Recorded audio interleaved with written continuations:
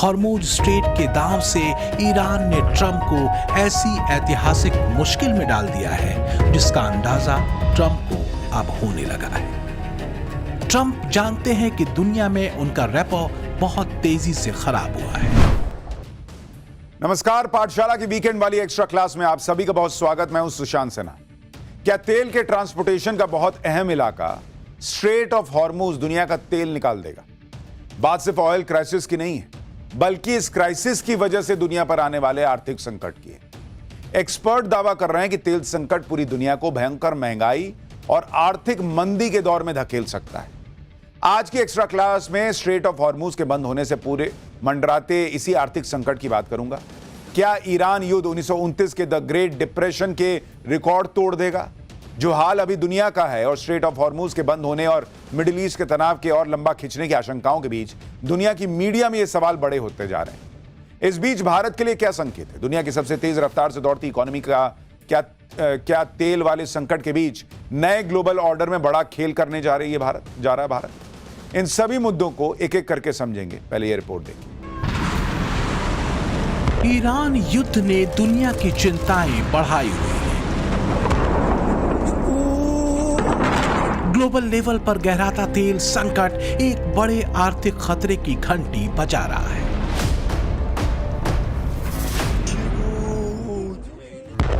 बारूद की गर्मी सिर्फ ईरान या मध्य पूर्व की जमीन और आसमान के तापमान को नहीं बढ़ा रही, बल्कि गहरे समंदर में भी तपिश बढ़ रही है।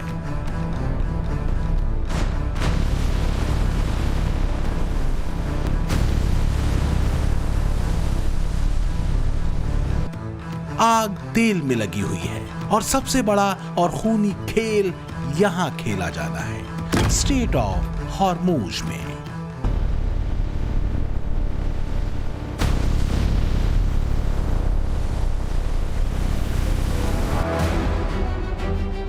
हॉर्मुज स्ट्रेट की अस्थिरता और तनाव ने एक नया खतरा दुनिया के सामने खोला है।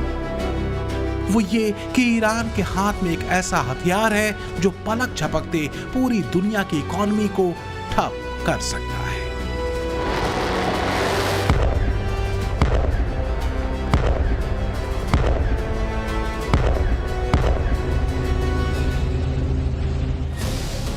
हॉर्मुज स्ट्रैप को बंद करके एक तरह से ग्लोबल लेवल के ऑयल ट्रांसपोर्ट को ईरान ने रोक दिया है।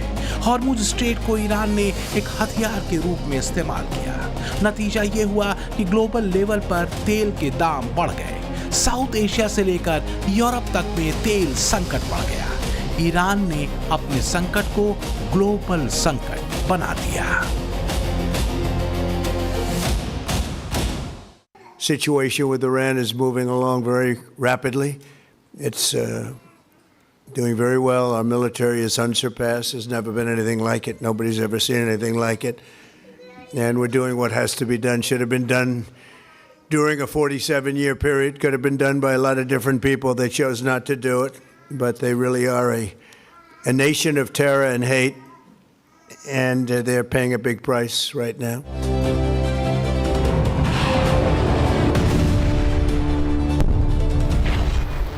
मिडिल ईस्ट की अस्थिरता का मूल्य दुनिया भी चुका रही है। दुनिया इसी संकट को झेल रही है। भारत भी इससे अछूता नहीं। देश से लेकर दुनिया भर के इकोनॉमिस्ट आर्थिक मंदी की चेतावनी दे रहे हैं। सबसे गंभीर और चिंता की बात यह है कि इन भविष्यवाणियों में आर्थिक मंदी कुछ साल नहीं बल्कि 2-3 हफ्तों दूर बताई जा रही है, खासकर तब जब ईरान की IRGC ने ऐलान किया है कि वो स्ट्रेट ऑफ हॉर्मुज से 1 लीटर भी तेल बाहर नहीं जाने देगी।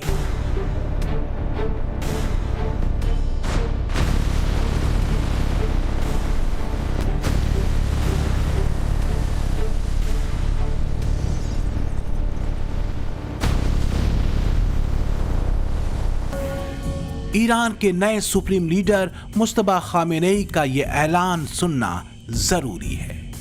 हॉर्मुज स्ट्रेट बंद रहेगा, जब तक अमेरिका इजराइल हमलों का जवाब नहीं मिलता। ईरान के नए सुप्रीम लीडर ने स्टेट ऑफ हॉर्मूज को लेकर अपने इरादे जता दिए हैं।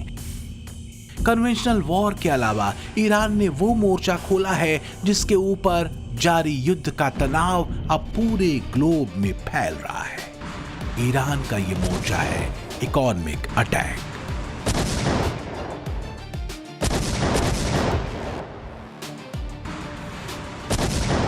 पूरे विश्व की ऊर्जा चेन को खंडित करते हुए हॉर्मुज स्ट्रेट को ब्लॉक करके महज 33 किलोमीटर स्ट्रेच वाली straight of Hormuz global economy की वो नब्ज है जिससे होकर हर दिन अरबों डॉलर के पेट्रोलियम प्रोडक्ट गुजरते हैं। हर दिन करीब 20 से 21 मिलियन बैरल कच्चा तेल और कंडेंसेंट यहां से गुजरता है। ये दुनिया के कुल तेल उपभोग का करीब 20% है।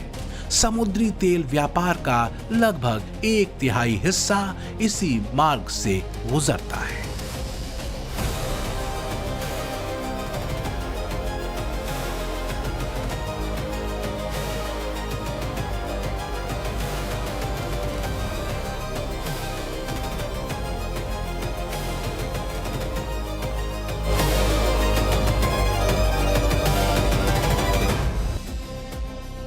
ईरान युद्ध तीसरे हफ्ते में प्रवेश कर चुका है। न ट्रंप मानने को तैयार हैं और न ही ईरान पीछे हटने को राजी है। ईरान की कोशिश स्ट्रेट की इस जंग को लंबा खींचने की है। वजह साफ है ताकि अमेरिका पर उन देशों का दबाव बने जिनके ऊपर स्ट्रेट ऑफ हॉर्मुज के बंद होने से आर्थिक संकट का खतरा मंडरा रहा है। तेल संकट ने कई देशों में महंगाई के बढ़ने के संकेत देने शुरू भी कर दिए हैं। क्या ट्रंप ये बात समझ चुके हैं? ट्रंप अब इस मुसीबत का ठीकरा कुछ और लोगों को हॉर्मुज में कुदाकर उनके सिर पर डालकर निकल जाना चाहते हैं।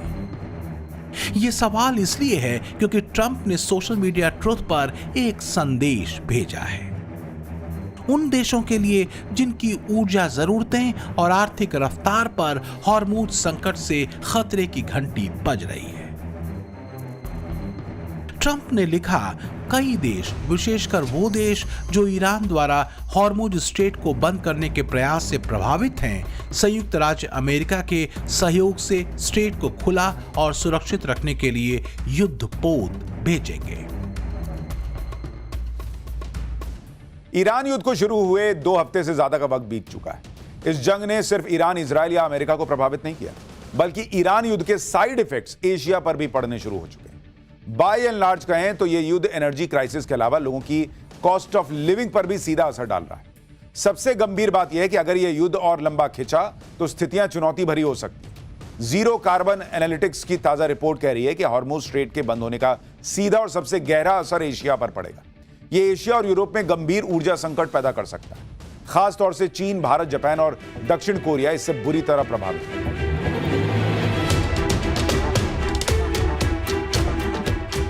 स्ट्रेट ऑफ हॉर्मुज के ब्लॉक होने से सबसे ज्यादा प्रभावित एशियाई देश हैं, क्योंकि उनका तेल इसी रास्ते से आता है।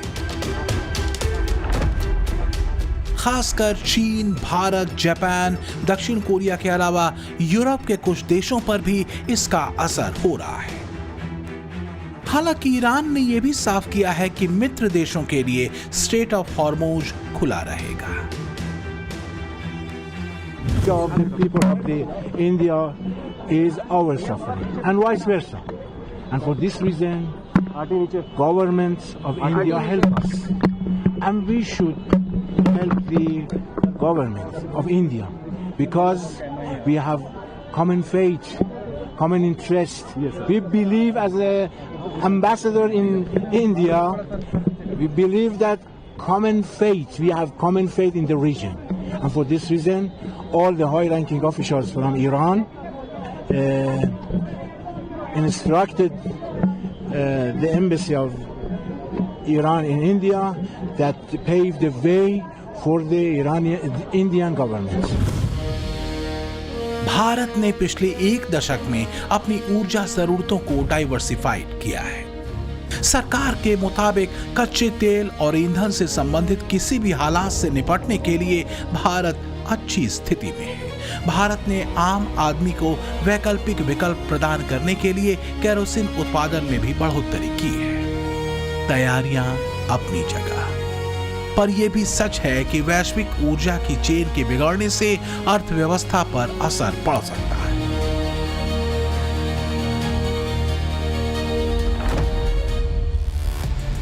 युद्ध से पहले जब ईरान अमेरिका के बीच सिर्फ तनाव भर था, तब भारत में महंगाई दर 2.74% थी। फरवरी में इस तनाव के चरम पर पहुंचने पर यह बढ़कर 3.21% हो गई।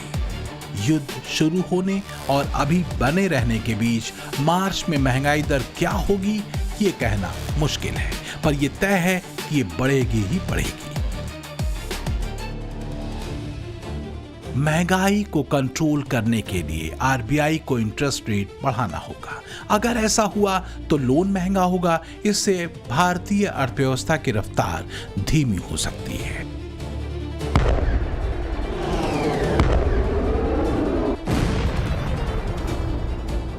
युद्ध और अस्थिरता का संकट जहां ग्लोबल इकोनॉमी को बड़े झटके का संकेत दे रहा है, वहीं तमाम चुनौतियों के बीच भारत की इकोनॉमी को लेकर कुछ अच्छे संदेश और भविष्यवाणियां भी हैं। रेटिंग एजेंसी फिच रेटिंग्स ने भारत की आर्थिक वृद्धि को लेकर सकारात्मक अनुमान जताया है। एजेंसी के मुताबिक फाइनेंशियल ईयर 2026 में भारत की जीडीपी ग्रोथ करीब 7.5% रहने का अनुमान है। मजबूत घरेलू मांग और खपत में लगातार बढ़त के चलते भारतीय अर्थव्यवस्था को सपोर्ट मिल रहा है।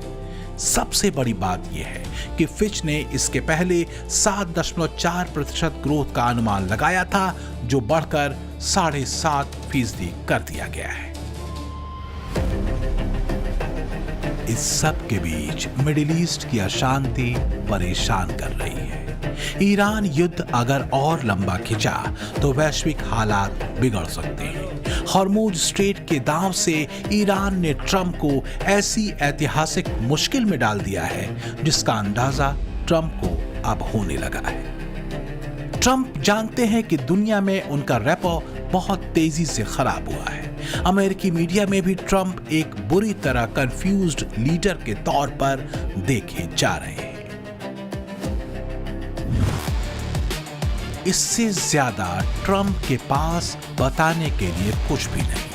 अब गेंद ईरान के बारे में है और ईरान के पास हॉर्मुज स्ट्रेट है, जिसका वार उसके शाहेद ड्रोन से भी ज्यादा व्यापक, गहरा और असरदार है।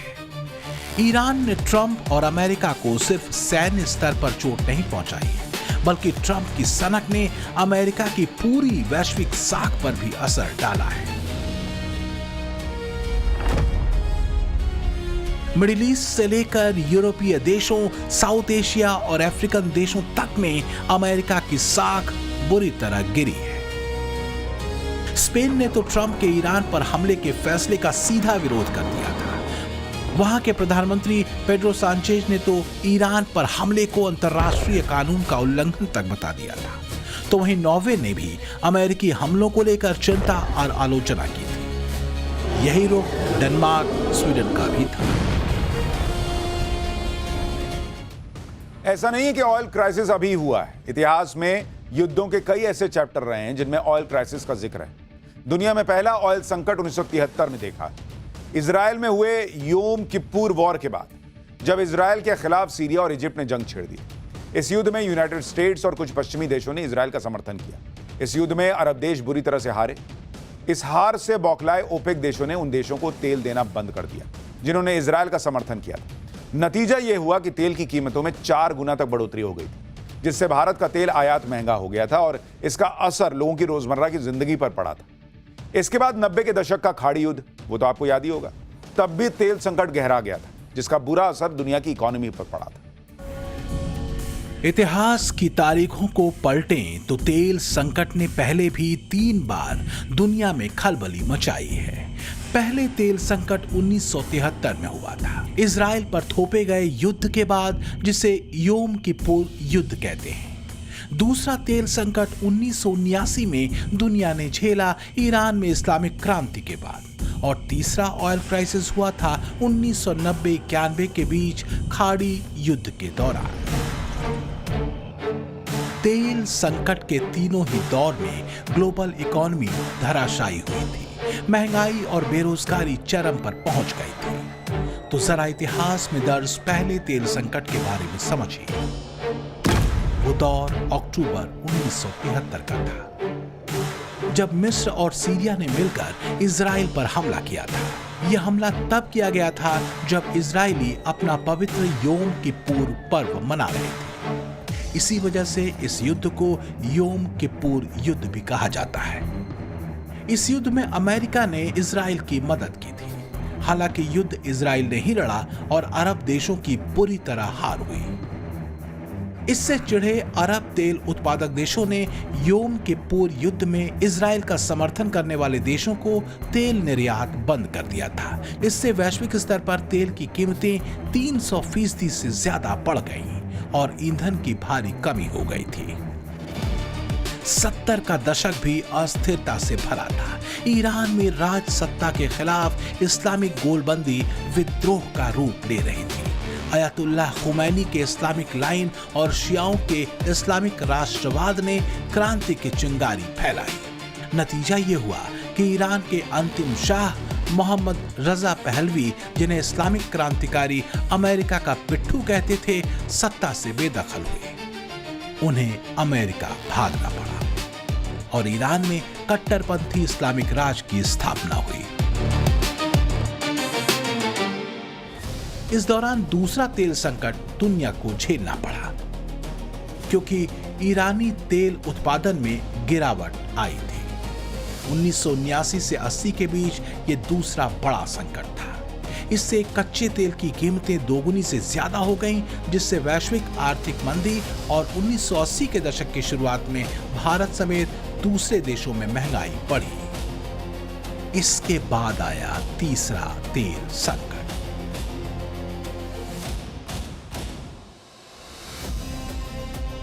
90 के दशक की शुरुआत में वो दौर खाड़ी युद्ध का था। इराक ने कुवैत पर हमला किया था, जिसकी वजह से पूरी दुनिया की तेल आपूर्ति में बाधा पहुंची। नतीजा हुआ कि कीमतों में तेजी आई और पूरी दुनिया आर्थिक संकट में फंस गई। हालांकि खाड़ी युद्ध के दौरान आया तेल संकट 1970 के दशक की तुलना में कम समय तक ही रहा।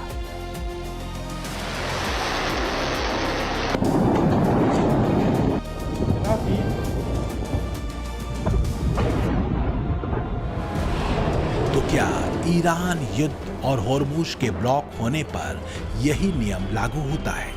यानी लंबे समय तक होर्मुज स्ट्रेट का बंद होना संकट को गहरा सकता है? अमेरिकी मीडिया में चर्चा तेज है।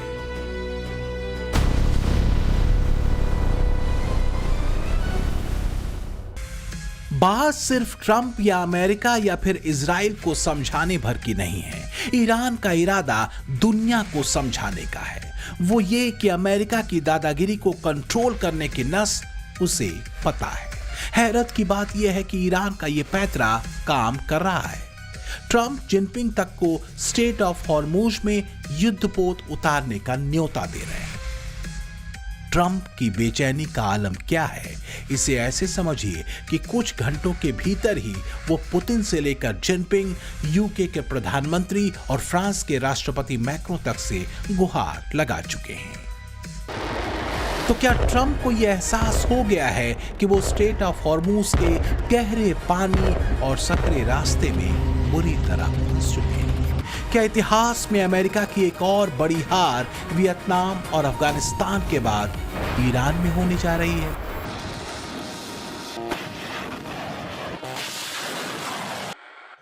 हॉर्मुज ट्रंप के लिए वो हॉरर बन चुका है जिसका बंद होना सिर्फ एशिया ही नहीं, अमेरिका तक की इकोनॉमी पर बुरा असर डालेगा।